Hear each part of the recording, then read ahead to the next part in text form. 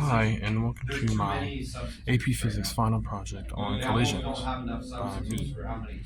The purpose of this project is to demonstrate and understand the principles of conserving momentum and energy transfer during collisions.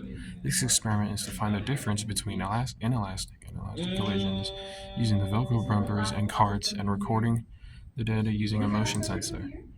I used two GoDirect sensor cards, two Velcro bumpers for the inelastic collisions, and a GoDirect motion sensor. This model represents a simplified physical system for investigating conservation of linear momentum and kinetic energy during collisions between objects. It uses vernier sensors and dynamics equipment to collect precise real-time data on the motion and forces involved in 1D car collisions on a low-friction track. This is what I use, like the process for elastic collisions and inelastic collisions, and I'm going to show an example right now. That would destroy me. Like, the person I would probably ask is Matt. Sí, le gusta. Deja que Didi le toque. Here is some of the data that I collected for both the elastic and inelastic collision.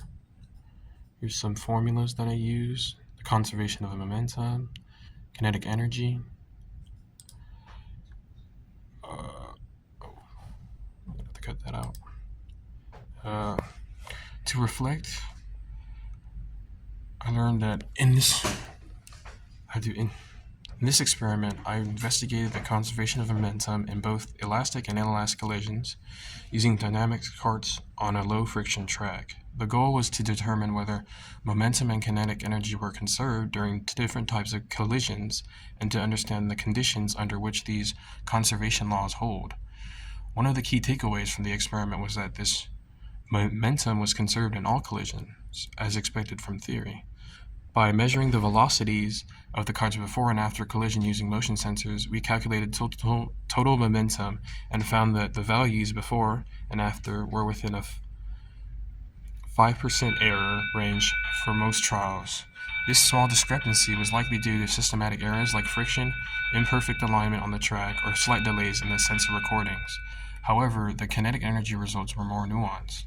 In elastic collisions, kinetic energy was mostly conserved, but in inelastic collisions, especially when the carts stuck together, there was a noticeable loss of kinetic energy. This aligned with our theoretical predictions, as some of the energy was transformed into other forms, like sound, heat, or deformation of the carts.